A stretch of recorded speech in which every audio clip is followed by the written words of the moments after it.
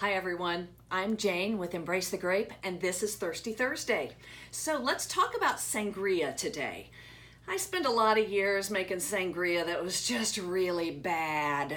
And so I decided I just don't like sangria.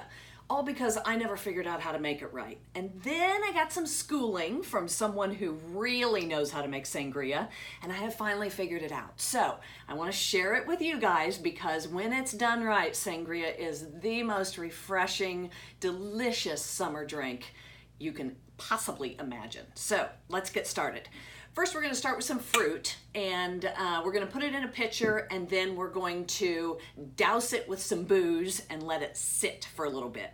The most important thing about the fruit is you got to wash it. So don't just buy it from the store and use it, because you're actually going to drink whatever pesticides you leave on this fruit before we're all done. So wash all that pesticide off. I've got some raspberries here, and then I also have some blackberries, delicious and super easy. And then I'm going to cut up an apple, and really the fruit that you choose to use is completely up to you. You might decide that you want blueberries. That's a great idea. You might decide you want to put a little lemon or lime in here, give it a little citrus kick. That's fine too. So just going to chunk this apple, throw it in there. Nothing has to be perfect. It's all just friendly. We're all just having a good time here. Throw it in there. And you know, you might notice I've got a little bit of the seed right there. It doesn't matter.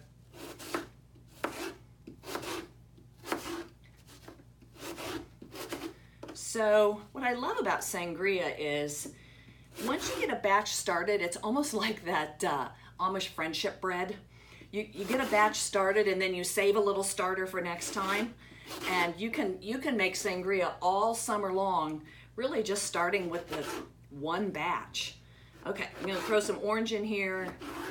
And this orange, I don't know, I didn't show it to you guys before I started, but it's really not the best looking orange on the planet. Again, it doesn't matter. An orange has been sitting in my fruit bowl for, I don't know, a week or 10 days. So take your fruit that doesn't look that great anymore, chop it up, throw it in the pitcher. Now, what do we cover it with? What kind of liquor? Traditionally, it's brandy, but I didn't plan very well, and I don't have any brandy on hand. However, I do have cognac. Now, cognac is the big brother to brandy. They're both a distilled spirit made out of grapes, and so definitely related. However, cognac is like the big brother, and it is made in the Cognac region of France, very specific, as opposed to the bratty little sister named Brandy, which could be from anywhere. Okay, so we're gonna use Hennessy. It's a little more expensive than I would typically use, but you know what? It's what I've got. And I'm gonna use about half a bottle. This is not quite half a bottle, so I'm gonna show you how I fix that in a minute. All right, put that right out there. And then, because I don't quite have half a bottle, I just grabbed some vodka that's got a fruit infusion to it. This one happens to be raspberry. Convenient, because there's raspberries in there. And we're just gonna give it a little douse of raspberry vodka.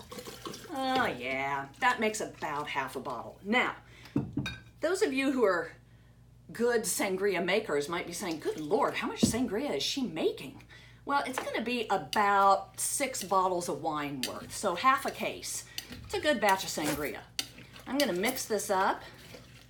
That, ooh, yummy, I can smell it. It smells amazing already. And then I'm gonna cover this and put it in the fridge overnight so the booze can really get into the fruit and seep in there and be, oh, delicious. Okay, here's the thing. I might have done one of these yesterday and I've already let it sit overnight. So let's trade out.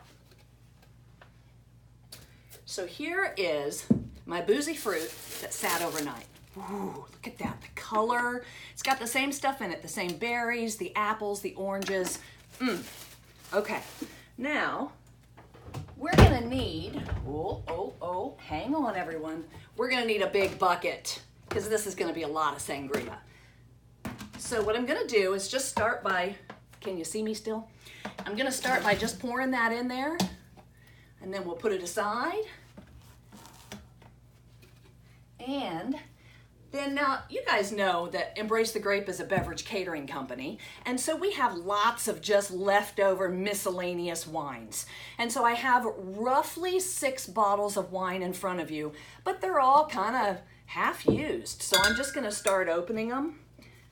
And if I were saving wine, like you guys might not want to make this much at a time, but if you were saving wine, it's okay to go ahead and marry those bottles and then put them in the back of your fridge and just hang on to them. And more and more. Oh yeah. This is going to be so good. So once I get this all put together, the key to the sangria is time. You just have to give it time. So once this is all put together, it's going to sit in my fridge for at least a week. 2 weeks is better. And that to me was what I was missing before when I was trying to make sangria. I would try to make it the day before, the morning of, something crazy like that. I was just rushing it. So we're not going to rush it. We're going to put it in the fridge for a couple weeks. You can taste it along the way. Okay, we're down to our last bottle. Now, the last one, I like to put a little sweet wine in there as my last bit because I don't like to add sugar. I would much prefer to add a sweet wine. That's just me. And then our last finishing touch is some orange juice. For every bottle of wine you put in there, you're gonna need about half a cup of orange juice. And I just use a cup like this. This is a 9-ounce cup, so I figure almost full is 8 ounces. So that's 2 bottles of wine. And 4 bottles of wine, and whoop, look at that, perfect, 6 bottles of wine. All right, we're done. We're gonna put a lid on it. My sister used to say that to me all the time when I was a kid. Put a lid on it. We're gonna put a lid on it. We're gonna put this in my big fridge, and we're gonna come visit it in a week.